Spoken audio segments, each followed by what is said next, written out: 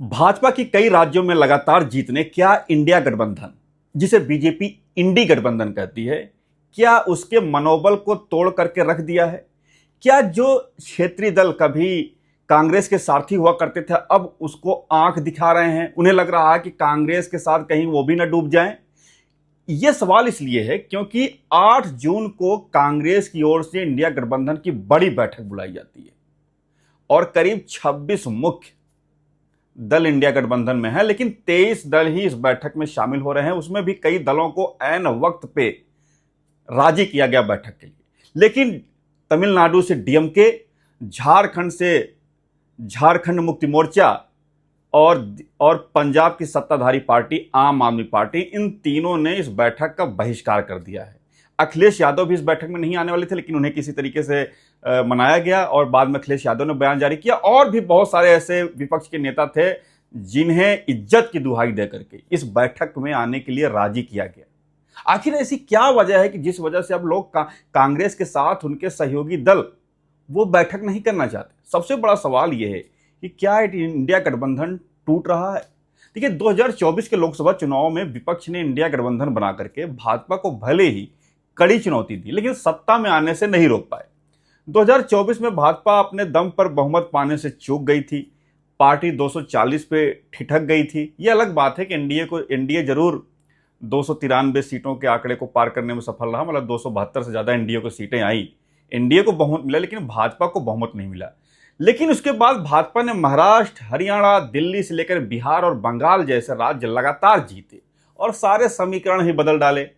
कई राज्यों में इस बदले राजनीतिक समीकरण ने क्षेत्रीय दलों को यह सोचने पर मजबूर कर दिया है कि कांग्रेस के नेतृत्व में गठबंधन का हिस्सा बनने से कहीं उन्हें देर सबेर खामियाजा न भुगतना पड़ जाए। यही वजह है कि अब कांग्रेस के हाथ में क्षेत्रीय दल अपना नेतृत्व सौंपने से वो असहज महसूस कर रहे हैं। यही नतीजा है कि जो 3 दल अभी तो सिर्फ 3 दलों ने मीटिंग से दूरियां बनाई हैं। आने वाले समय में यह आंकड़ा बढ़ सकता है। सबसे पहले समझते हैं कि मामला क्या है। दरअसल 8 जून को दिल्ली में इंडिया गठबंधन की कांग्रेस ने बैठक बुलाई। कॉन्स्टिट्यूशन क्लब ऑफ इंडिया में यह बैठक होनी है।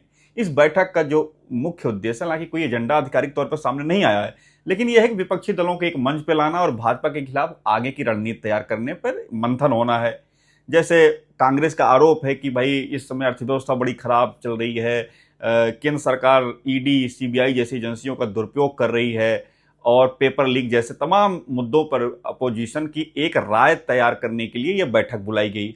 लेकिन उधर कई जो ऐसे सहयोगी दल थे उन्होंने बैठक से इनकार कर दिया। डीएमके ने कांग्रेस पर गद्दारी का आरोप लगाते हुए बैठक में शामिल होने से इनकार कर दिया। इसके बाद सीपीआईएम और झारखंड मुक्त मोर्चा ने भी अपने अपने तरीके से नाराजगी जताई।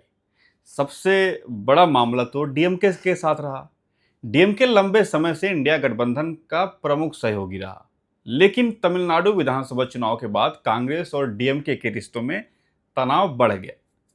कांग्रेस ने डीएमके से गठबंधन तोड़ लिया क्योंकि कांग्रेस को लगा कि डीएमके तो सत्ता से बाहर हो गई है, ये डूबता जहाज बन चुकी है और अभिनेता से नेता बने विजय जोसेफ की पार्टी टीवीके सत्ता में आ रही थी, तो उसके साथ कांग्रेस ने हाथ मिला लिया। डीएमके को अपने साथ छल महसूस हुआ।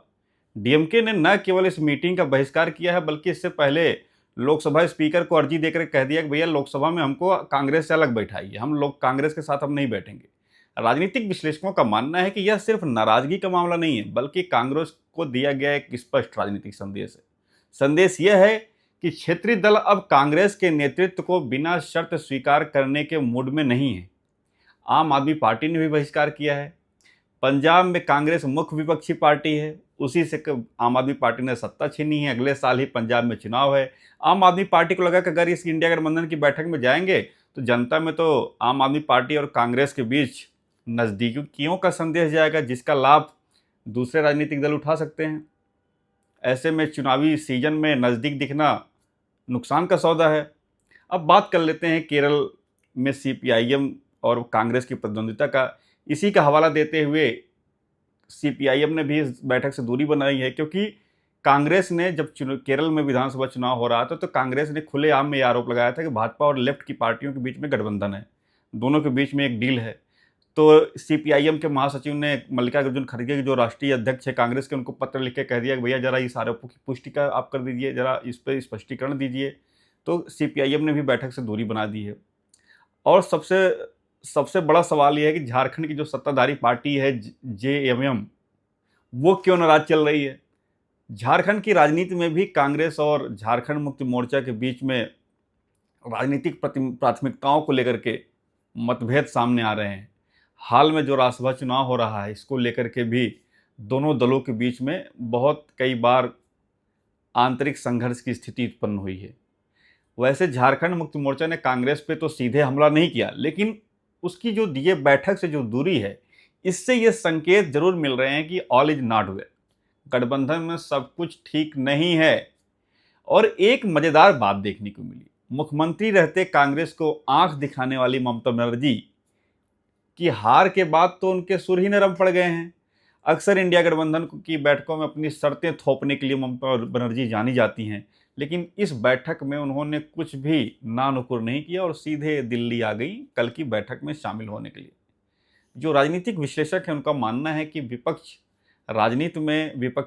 राजनीति में अब कई शक्ति केंद्र बन चुके हैं।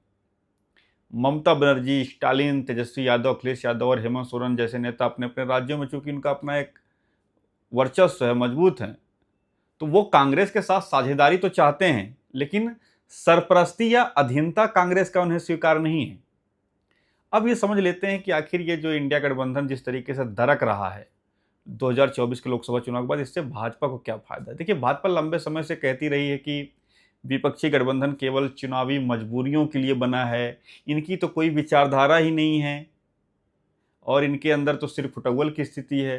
तो भाजपा को अपने इस तर्क को मजबूत करने का बड़ा अवसर मिला है। यानी विपक्ष की हर आंतरिक लड़ाई सीधे तौर पर भाजपा के राजनीतिक नैरेटिव को बहुत मजबूत करने वाली है।